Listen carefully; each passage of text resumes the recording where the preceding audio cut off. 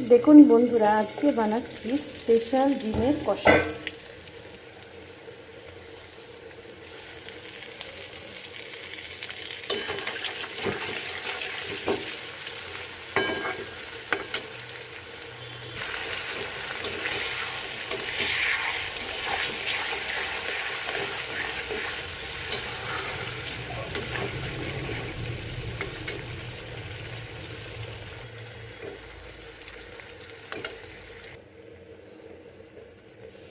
এই যে ডিম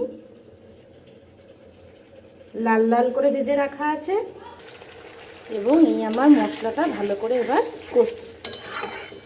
আসলে এই ডিম বাজারে খুবই অমূল্য, সচরাচর একদমই পাওয়া যায় না।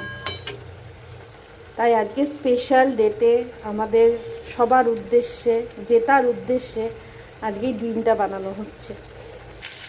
আমার মশলা কষানো হয়ে গেছে, এবার আমি ডিমগুলো এতে দিয়ে দিলাম।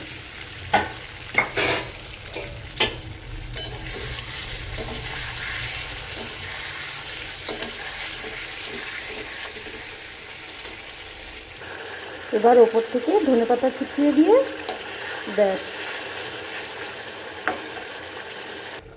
এই হচ্ছে আমার ডিম কষার ফাইনাল লুক। এবার আমার স্পেশাল গরম মশলা আর একটু গাওয়া ঘি ওপর থেকে ছিটিয়ে দিলেই রেডি।